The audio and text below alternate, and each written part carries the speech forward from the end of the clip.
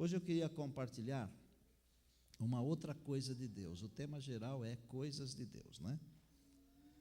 Queria falar sobre adoção. Eu não vou perguntar se tem alguém aqui que foi adotado, porque de repente pode haver, e às vezes é muito melhor ser adotado do que ficar por aí, e não deve haver preconceito. Se um dia você tiver que adotar alguém, é melhor que seja aberto. Não engane o seu filho, a sua filha, dizendo que é filho do coração e não explicando, porque depois, quando ele vira adolescente ou jovem, ele vai descobrir e vai ficar mal para você. Trate sempre assim, com liberdade e com verdade. Eu fui pastor de uma família e eles tinham uma menina. A moça tocava e tinha até um conjunto, mas os pais nunca falaram para ela que ela era adotiva. Nunca falaram, mas todo mundo sabia. Sabe aquele negócio que dizem que o marido é o último a saber, ou a mulher, não sei quem que é a última a saber? Todo mundo sabia, menos a menina. E eu era o homem certo, no lugar certo, na hora errada. Porque eu sou sempre o homem certo, no lugar certo. A hora não tem a ver comigo. O meu lugar é aqui, ó, na presença de Deus.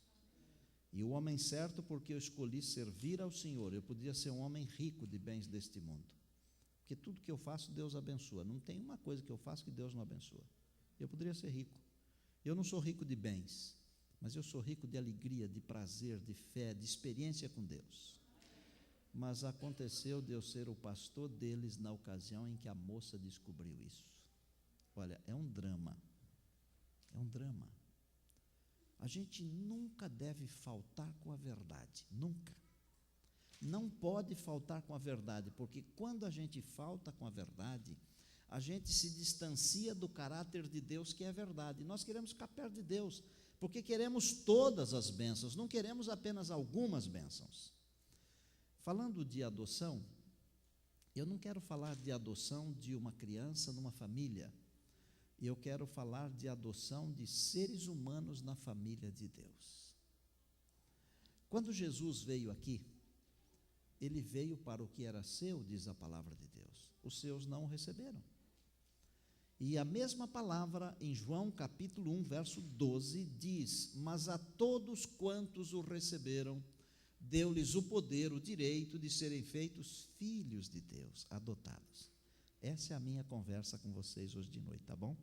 Fechem os olhos, por favor. Querido Pai, obrigado por tua bondade, obrigado por teu amor, obrigado por este punhado de gente que vem aqui a cada noite, e muito especialmente pelos homens e mulheres, jovens e crianças que estão aqui hoje. Eu peço, Pai, que ninguém saia daqui sem levar uma grande bênção para casa. Que nós tenhamos a nossa vida renovada pela alegria de estarmos perto do Senhor. Eu peço, Pai, que a tua bondade nos alcance mais uma vez e que nós sejamos protegidos pelas tuas misericórdias, que não têm fim e se renovam a cada manhã. Por favor, Pai, coloca dentro do nosso coração que nós já fomos adotados na tua família, e isso trará alegria sem fim para a nossa vida. Em nome de Cristo nós oramos, com gratidão, amém. Pegue a Bíblia aí, por favor. Eu vou ler um verso hoje, apenas um. Posso citar, como já citei outros, mas nós vamos pensar em Efésios. Pega a Bíblia aí, Efésios capítulo 2, Efésios 2. Se você não trouxe a Bíblia, não faz mal, eu vou ler aqui o texto, você vai ouvir. Efésios 2 é um versinho, verso 19. A palavra de Deus diz assim. Assim, já encontraram aí? Efésios, que fica lá no Novo Testamento, depois dos Evangelhos, depois de Romanos, depois de Atos, Romanos, 1ª e 2ª Coríntios, Gálatas, Efésios 2:19. Assim, pois, já não sois estrangeiros nem peregrinos, mas sois concidadãos dos santos e sois da família de Deus. Prestou atenção? Já não sois estrangeiros nem peregrinos. Sois cidadãos dos santos. Gravem essa expressão, concidadãos dos santos, eu vou explicá-la. Sois da família de Deus, eu vou explicar isso também. Ser estrangeiro, e eu acho que alguns de vocês sabem muito bem o que significa ser estrangeiro. Peregrino a gente não sabe muito bem, mas estrangeiro a gente sabe. Em 2001, eu estava no Canadá gravando uns programas para o Está Escrito, e o Quarteto Arautos do Rei estava comigo, e lá de Toronto nós gravamos, acho que foi numa cidade chamada Burlington, num estúdio muito bonito que tem lá, e lá de Toronto nós iríamos para uma cidade aqui dos Estados Unidos chamada Chattanooga, eu acho que fica no Tennessee. Nós iríamos participar de um evento de A Voz da Profecia, uma reunião anual, quando eles então reúnem assim todos os cantores de todos os tempos, os oradores, e eles depois produzem CDs, DVDs, uma coisa muito bonita. Nós estávamos para entrar assim, e do Canadá, especialmente de Toronto, dos outros lugares eu não tenho convicção, mas de Toronto para os Estados Unidos, a gente não faz imigração quando o avião pousa. A gente faz imigração lá no Canadá antes de entrar nos Estados Unidos, antes de entrar no avião. É diferente. Aí um dos cantores, eu acho que foi o Jefferson, que é pastor também, trabalha junto comigo lá no Brasil. Quando perguntaram para ele, quando o agente da imigração perguntou, o que você vai fazer nos Estados Unidos? Ele falou assim, nós estamos indo para Chattanooga porque nós vamos cantar num programa da igreja lá. Quando falou nós vamos cantar, o indivíduo, o agente codificou assim, se vai cantar, vai ganhar, vai receber, porque parece que aqui é mais ou menos assim, né? Você vai fazer uma apresentação, as pessoas pagam, é uma ideia razoável essa. E aí olhou no passaporte e o visto não era de trabalho, era de passeio, de turismo. Ele falou, mas vocês não podem cantar nos Estados Unidos porque vocês não têm visto de trabalho. Não era trabalho que a gente ia fazer, e outra coisa, também não íamos receber pela apresentação, nós íamos participar de uma festa. Só que até você explicar que uma coisa é uma coisa e outra coisa é outra coisa, não tem explicação. Aí o que fizeram? Quantos são?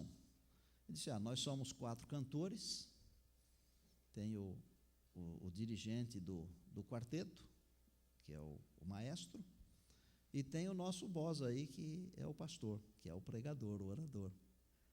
Então, pega o boss, né? Porque assim, vai direto na cabeça, né? Pá! Porque mata a cabeça, o resto do corpo dorme, né? É bem assim. Sabe o que fizeram? Me prenderam numa sala, a mim e a minha esposa, deram no meu passaporte, não botaram, não escreveram nada, não deram carimbo, não fizeram nada. No da minha esposa deram um carimbo dizendo que ela poderia ser admitida, pode entrar. Falou, como é que eu vou entrar sem o meu marido, né? E o marido foi lá para dentro de uma sala, ela foi junto. Resumo, enquanto os seus cantores não chegarem no Brasil, o senhor não pode sair dessa sala aqui. O senhor só vai sair daqui, e aí o senhor pode entrar nos Estados Unidos, porque o senhor já tem um monte de entradas, quantas vezes o senhor quiser, mas primeiro os cantores têm que ir embora. E botaram os cantores num avião para o Brasil. Por quê? Porque nós não somos cidadãos desta terra. Eu não sou cidadão desta terra. Eu sou um cidadão brasileiro. Os meninos também não são cidadãos desta terra, tiveram que ir embora.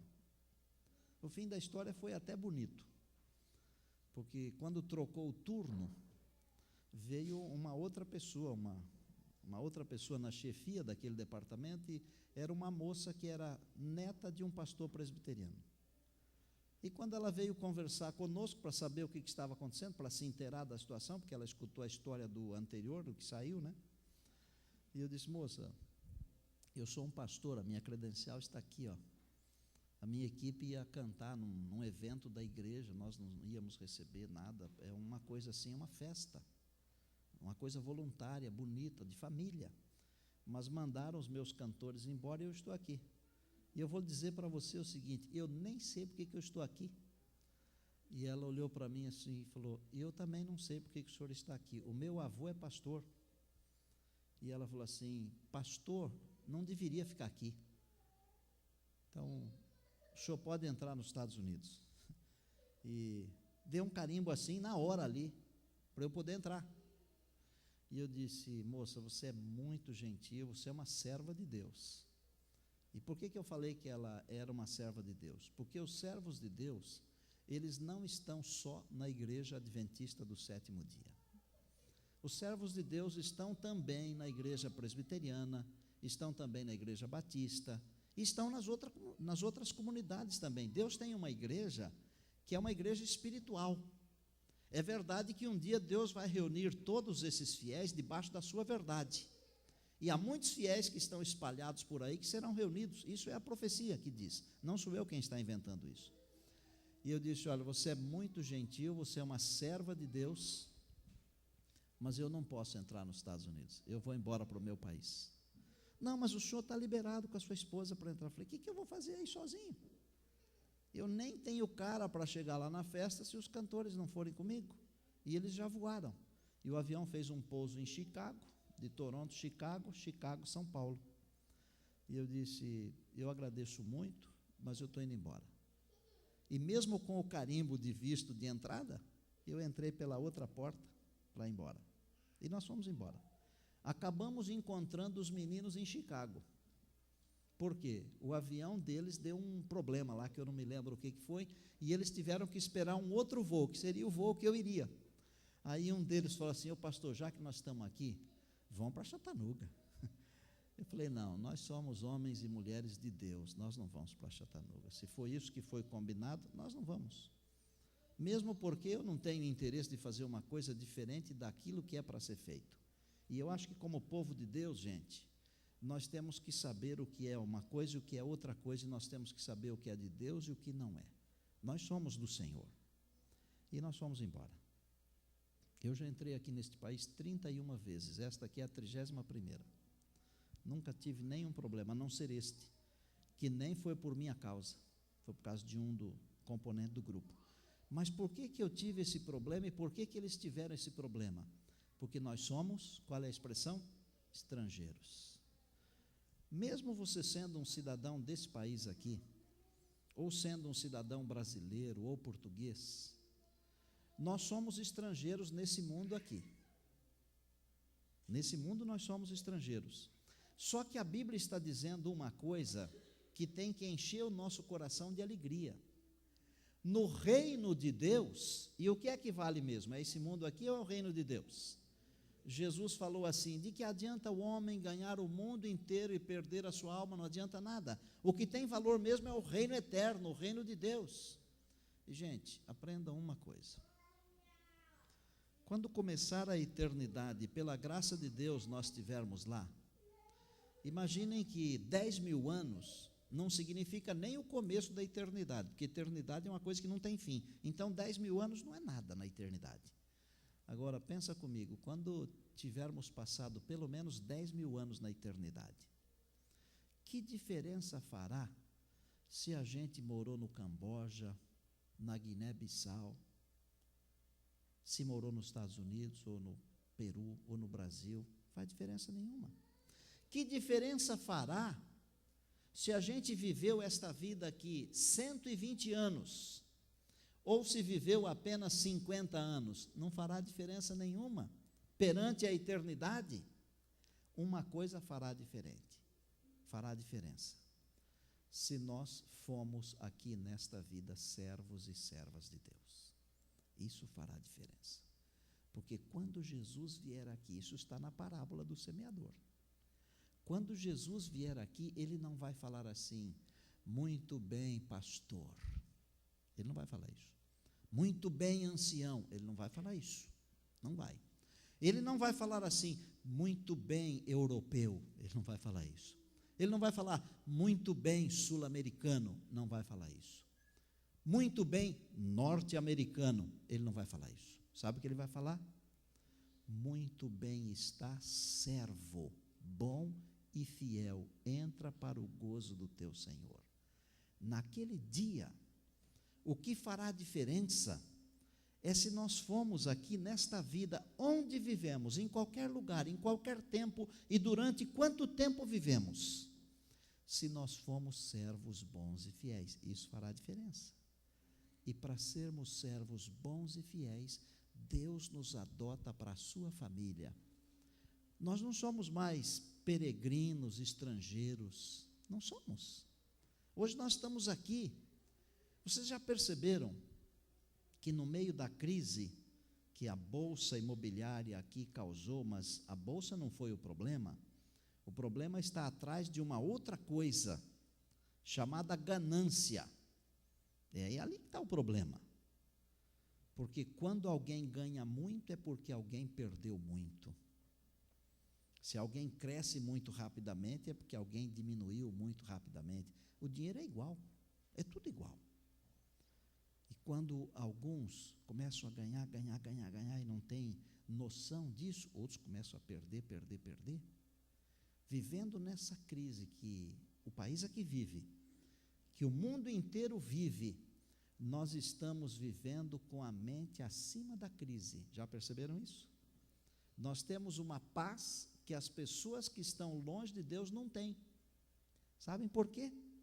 Porque nós estamos neste mundo aqui, mas nós não somos mais desse mundo aqui. O Senhor Jesus falou isso. Vocês estão no mundo, mas vocês não são do mundo. Às vezes dá a impressão que a gente é daqui, porque a gente quer tudo que pode ter aqui, e faz tudo o que todo mundo faz, e deixa um pouco para trás o reino de Deus. Jesus mandou buscar em primeiro lugar o reino de Deus e a sua justiça, e ele disse que todas as outras coisas não seriam acrescentadas. Nós temos que pensar que somos do outro reino, do outro mundo, do mundo de Deus, do reino eterno, somos da eternidade. Pastor, é possível? É possível pensar com a cabeça da eternidade. Olha, se a gente começa a pensar com a cabeça da eternidade, um monte de diferenças desaparecem. Um monte de problemas desaparecem. Porque a gente começa a pensar com a cabeça de Deus. Ou, no mínimo, com a cabeça dos anjos que não pecaram, que não caíram, os santos anjos de Deus. E é tempo de o povo de Deus começar a pensar com a cabeça da eternidade. O Senhor está dizendo aqui na palavra: de sorte que não sois estrangeiros nem peregrinos, sois concidadãos dos santos. Pega esse negócio aí. Vou destrinchar para você o que significa ser dessa expressão aí, concidadãos dos santos. Já parou para pensar nisso aí ou não? Existe um grande conflito. Presta bem atenção, pay attention, please. Atenção mesmo. 2 vezes. Podia falar até noutra língua isso aí. Existe um grande conflito. Existe o lado ruim, o lado podre, o lado das trevas, mas existe o lado bom, saudável, o lado da luz, que é o lado de Deus. O lado podre das trevas ruins é o de Satanás. Nesse grande conflito, existe uma família que é a família do mal. Quem é essa família do mal? Satanás é o patrono dessa família. Os anjos que pecaram junto com ele, e todos os seres humanos que seguem os conselhos desses anjos maus. E quer saber? Eles estão no meio de nós. De vez em quando você encontra por aí, e não é gente, é capeta. Não é gente, é anjo do mal. Um dia eu estava pregando isso, foi logo que saiu aquele filme, o Advogado do Diabo, aqui eu não sei como é que chama, mas é esse filme aí. Como? Alguém já ouviu falar desse filme? O Advogado do Diabo? Estava pregando o sermão, e no final um camarada, isso aconteceu em Maceió, nas Alagoas, foi num lugar lindo lá, que acho que foi até a esposa do presidente Collor que reformulou aquilo lá. Fantástico de um teatro, que as pessoas ficavam bem pertinho da gente, assim. O camarada, ao sair assim, falou: pastor, o filme nem saiu aqui no Brasil ainda, o senhor já assistiu? E eu falei: que filme? O filme, o senhor falou aí que tem anjo do mal no meio da gente aqui, isso aí tem no filme. Eu falei, olha, eu não assisti o filme, não estou nem sabendo do filme, então seria bom o senhor assistir. E por curiosidade, um dia eu assisti uns trechos desse filme, e tem uns momentos que o indivíduo vê umas moças, e elas parecem moças lindas, mas daí a pouco elas se transformam e são anjos do mal, no filme. Mas isso não é só no filme, não. Isso está aqui no dia a dia. Mas tem o lado da luz, o lado bom. Quem pertence ao lado da luz, ao lado bom, a essa família, a família de Deus? O Deus, nosso Pai, a Trindade, que a gente acredita pela Bíblia, eu prefiro chamar de divindade, não de trindade, porque cria uma celeuma essa palavra trindade. A divindade, Deus o Pai, Deus o Filho, Deus o Espírito Santo, todos os anjos bons, que são divididos, não em camadas, mas, eu diria assim, eles são divididos em departamentos, serafins, querubins, arcanjos, anjos. Todos os filhos de Deus, homens e mulheres, moços e moças, meninos e meninas, que escolhem ficar perto de Deus, que escolhem ficar do lado de Deus no grande conflito. Isso aqui tem que estar claro na sua cabeça. No grande conflito, fique do lado de Deus, custe o que custar. Ainda que custe a vida, fique do lado de Deus, porque quem perder a sua vida por amor de mim, disse Jesus, achá-la-á. Isso é palavra do Senhor, amém? Mas não são só a divindade e os anjos, com todos os seus escalões, e os seres humanos que ficam com Deus. Existem muitos mundos criados por Deus, muitos mundos. Eu não tenho tempo aqui de provar para você, mas eu posso dar uma ideia, pelo menos. Jesus contou uma parábola que um homem tinha 100 ovelhas, 99 ficaram no aprisco e uma se perdeu, e ele foi atrás da uma, não foi? Sabe qual é essa uma? Não é só você, não sou só eu, não, é o planeta Terra. Tá certo? Obrigado, porque você já falou aí. Se é o planeta Terra, e isso é uma figura de linguagem, não são só 99 outros mundos criados por Deus. Em Hebreus, a Bíblia dá a entender assim que são muitos mundos criados por Deus.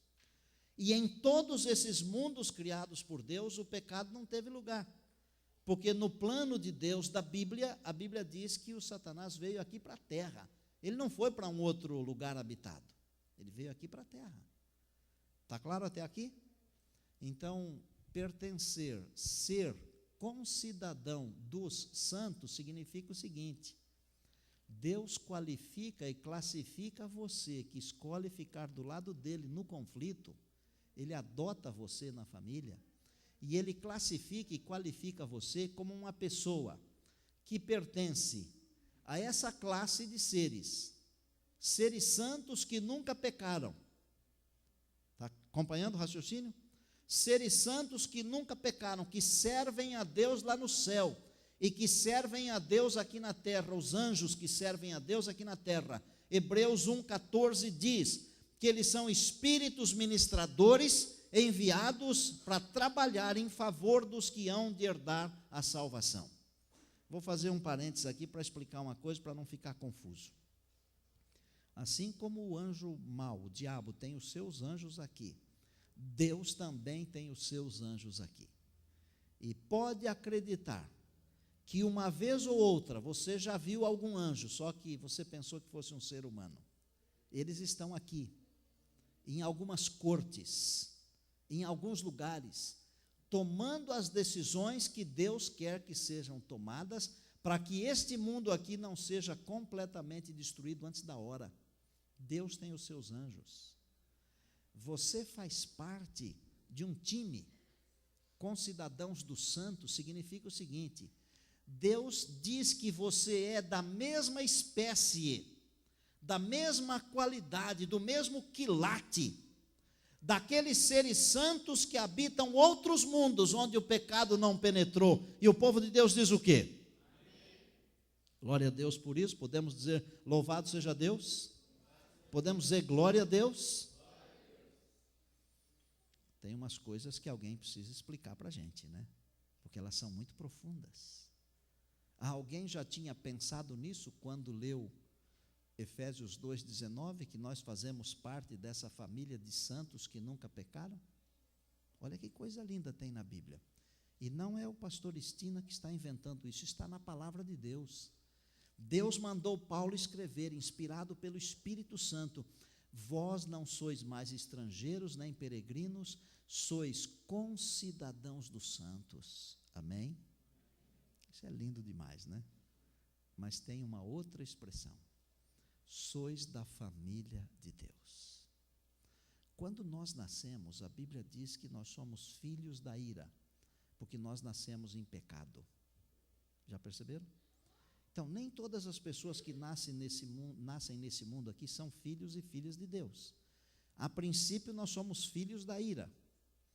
Mas quando nós recebemos a Jesus em nosso coração, como nosso Salvador e Senhor da nossa vida, a Bíblia diz em João 1,12, que Deus nos dá o direito, a alegria, o prazer, o privilégio de sermos da família de Deus. Nós somos adotados na família de Deus, com todos os privilégios. E Deus ainda nos chama de santos. Que tal? Vocês são concidadãos dos santos. Para Deus, nós não somos apenas e tão somente muito bons, conforme Ele falou na criação, porque agora vem um upgrade. Agora Ele diz assim: vocês são muito bons, mas vocês são santos. Vocês pertencem a essa comunidade de santos que habitam, esses santos que habitam todo o universo. E eu dou glória a Deus por isso, e eu tenho que ensinar para vocês uma coisa nova. Olha, se Deus falou, não discutam com Deus. Não discutam com Deus. Deus falou que nós pertencemos à comunidade dos santos, e eu não discuto com Deus de jeito nenhum, eu só dou graças a Deus. Quando eu desci lá em Nova York, tinha um camarada com a camisa assim, muito engraçado esse povo, né? A camisa estava escrita assim: normalmente eu sou bonito, mas hoje eu exagerei. E eu olhei para o cara, mas ele não era bonito nada, mas na camisa estava a mensagem, né? Olha, Deus falou que nós somos bons na criação, né? Mas agora Deus nos chamou de santos. Hoje Ele exagerou, não foi? Deus é bom demais. E Ele diz que nós somos da família dEle. Ô, gente, somos da família de Deus. Olha que coisa. Nós não somos da família de Satanás. Quando tudo aqui terminar, existirão 2 grupos aqui, só 2, não haverá um terceiro. Os que são da família de Deus, a Bíblia chama no Apocalipse os que são da família de Deus, e o grupo, os que são da família de Satanás, do mal. Os que são da família de Deus vão com ele para a eternidade, e nós estamos nesse time aí, porque Deus nos chama de concidadãos dos santos e da família de Deus. Quer mais alguma coisa ou está bom para ir embora hoje? Não é uma bênção ser adotado na família de Deus? Olha, isso é uma coisa de Deus. Porque qualquer pessoa milionária nesse mundo aqui poderia adotar você, sabia? Poderia. Qualquer pessoa. Um Bill Gates da vida aí poderia adotar você. Uma outra pessoa muito rica desse mundo poderia adotar você. E essa pessoa poderia cercar você com muita coisa, com muita alegria, com muito prazer, com muito tudo. Mas essa pessoa não poderia dar a você uma coisa: a vida eterna. Nosso Deus, que tem tudo o que eu falei e muito mais, Ele nos adota na sua família, diz que nós somos santos, como seres santos que nunca pecaram. Isso é um dom da graça de Deus, é uma coisa de Deus. Ninguém pode fazer isso, só Deus. E Deus fala assim: você é da minha família, quer mais? Eu fiz um evangelismo na cidade de Sacramento, a capital da Califórnia, lá onde vive o Arnold Schwarzenegger. Mas eu não ouvi, eu vi o palácio, mas não ouvi. E eu preguei sexta, sábado e domingo. Sábado foi o dia inteiro, né? Sexta à noite, sábado o dia inteiro e domingo à noite. Aí não teve pregação de segunda a quinta, aí eu preguei de novo sexta, sábado o dia inteiro e domingo à noite fiz o batismo. Nós batizamos 6 pessoas lá. Para os Estados Unidos é um sucesso muito grande isso, é uma bênção grande, né? Eles queriam começar um trabalho lá, Tem um amigo meu que está lá, William, que é filho de um pastor, e ele que me convidou, nós fomos, trabalhamos, foi muito gostoso, dirigi até uma BMW nova que ele tinha comprado há umas 2 semanas, é boa para dirigir, viu? É boa, pode pisar que não tem problema. Mas aconteceu uma coisa muito interessante naqueles 2 finais de semana, sabe? Dentre as pessoas que me acompanharam no primeiro final de semana, sexta, sábado, o dia inteiro e no domingo, estava um americano,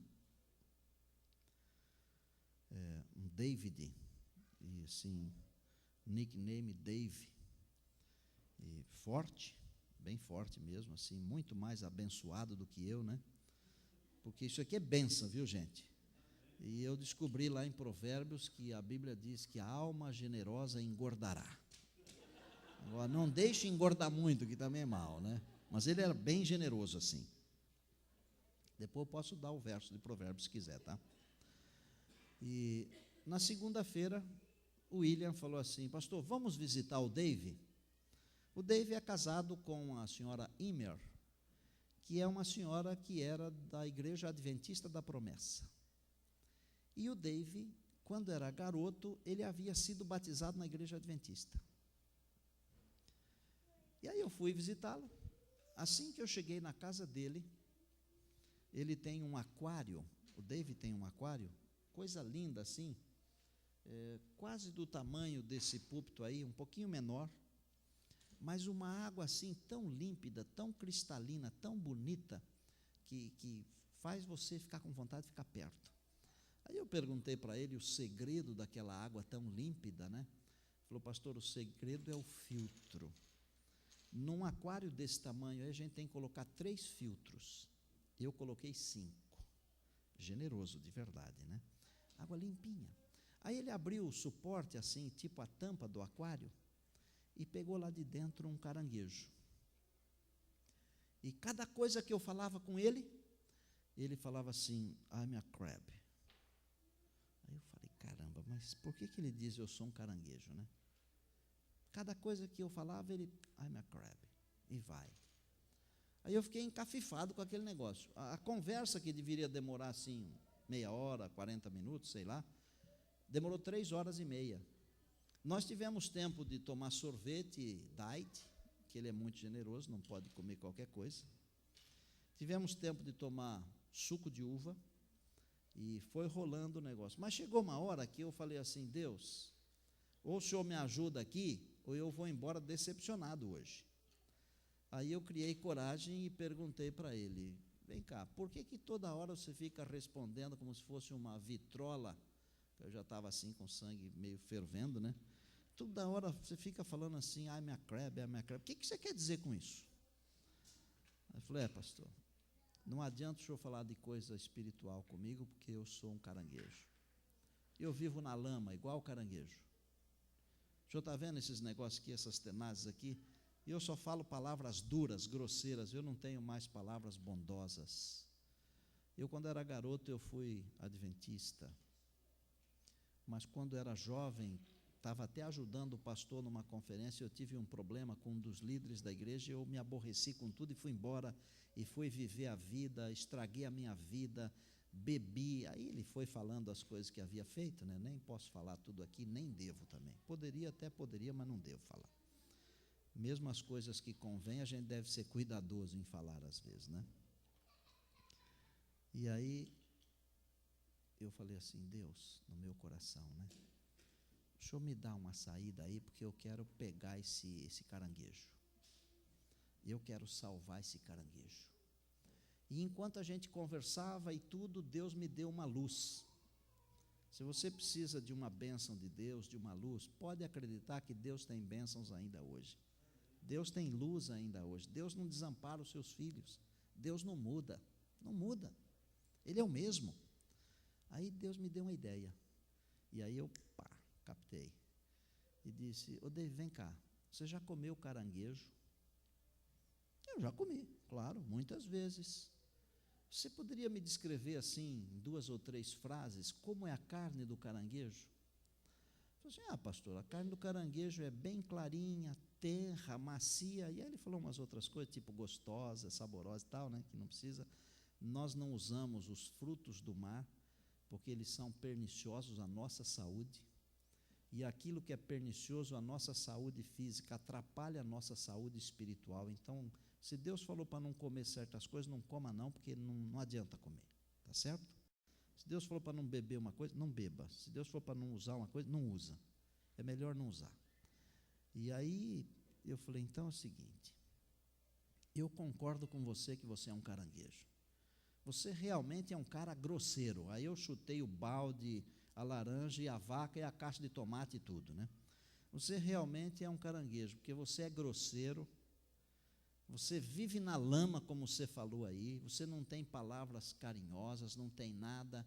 Na hora que eu falei assim, você é um caranguejo, ele estava sentado assim, meio na ponta do sofá, assim, não estava sentado como vocês estão assim, confortáveis, vocês, né? Estava meio na ponta, assim, como quem está querendo levantar, querendo sair, tá, né?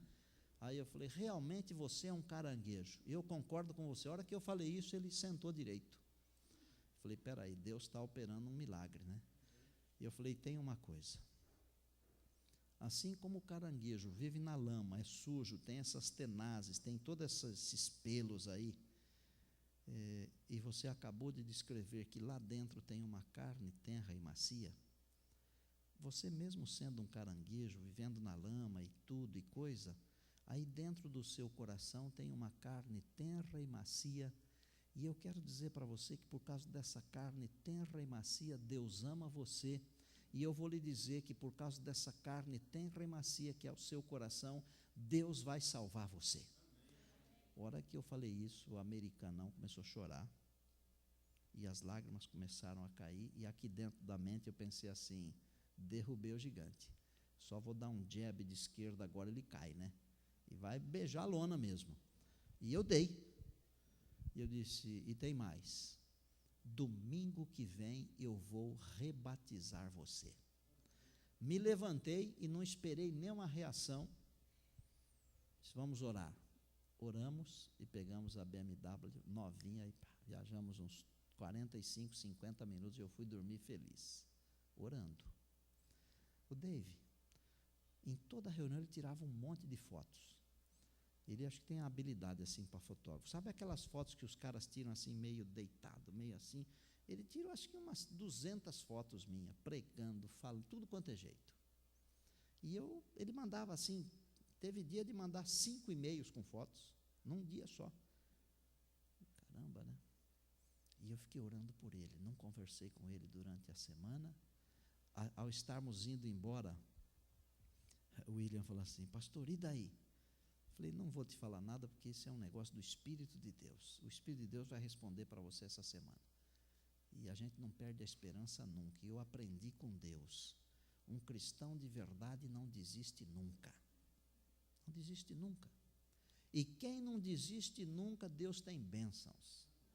Se você desistir, pode ser que a vitória estivesse a um passo, mas você desistiu. Não desista. Preguei sexta-noite, ele estava lá, tirou foto, mandou e-mail. Sábado o dia inteiro, tirou aquele muito, e não falei nada com ele sobre o batismo. Domingo à noite, quando eu cheguei para batizar, os diáconos estavam cuidando de vestir os batizandos, né? Me emociona de lembrar, sabe? O Crab estava vestido com roupa de batismo. E ele foi o primeiro a entrar no batistério ao lado da esposa, porque a esposa estava vindo da igreja adventista da promessa para a igreja adventista do sétimo dia. E antes de eu batizar o Dave, ele trazia na mão assim atrás, a mão fechada, e falou assim, pastor, quero lhe dar um presente. E eu falei, pois não. Aí ele abriu a mão, e na mão dele estava o caranguejo. Essa peça aqui, tem 3 anos que eu fiz esse evangelismo lá. Há 3 anos, essa peça tinha mais que 30 anos de idade.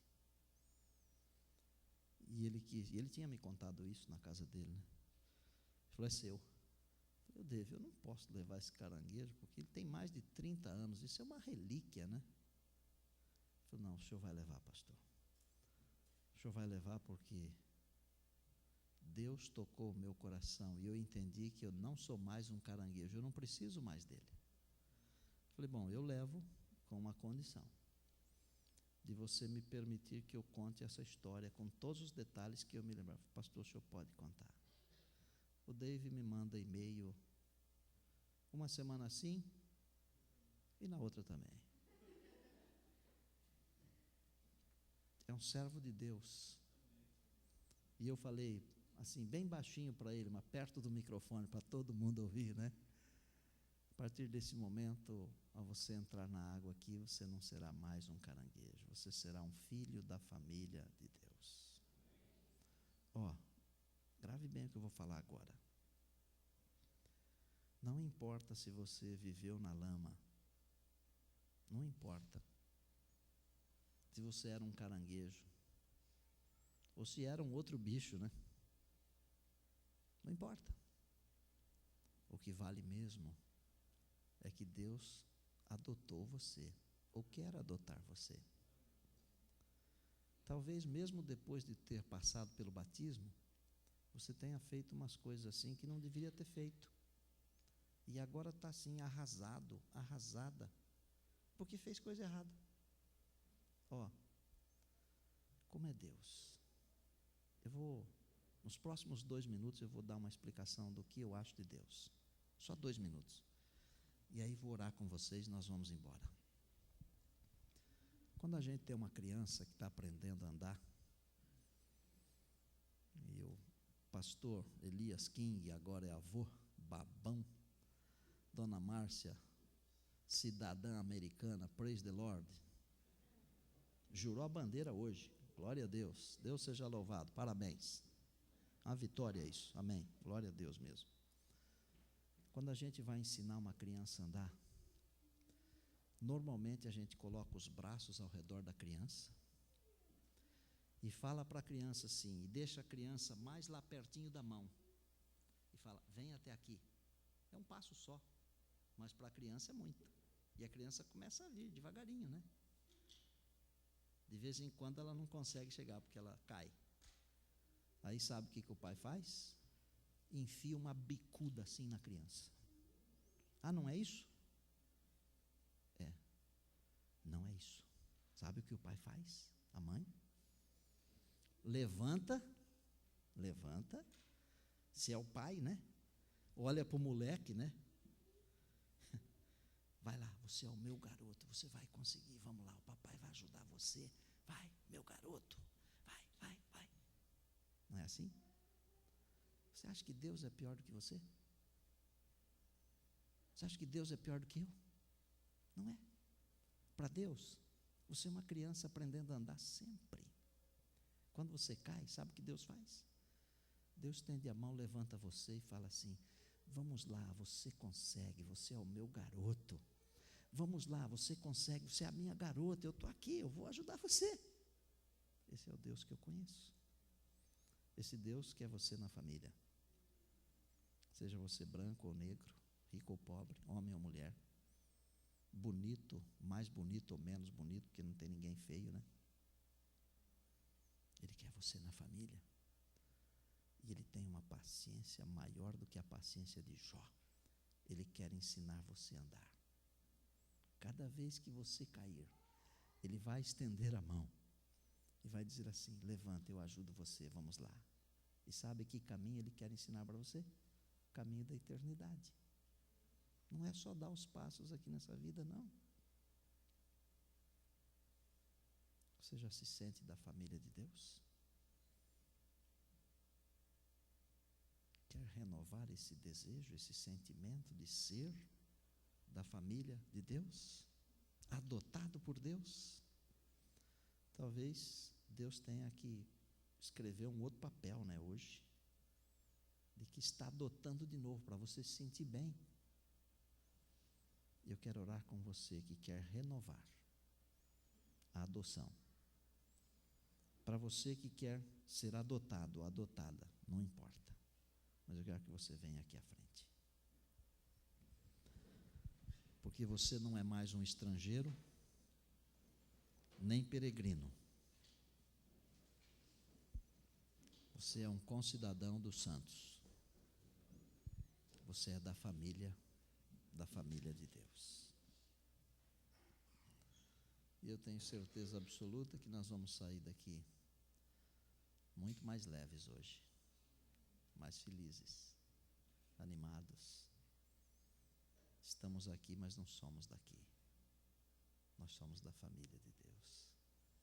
Nós pertencemos a uma trempa de santos, uma legião de santos, santos de Deus. Uns porque são santos nunca pecaram. Nós, embora pecadores, Deus transformou e transforma em santos. Amém?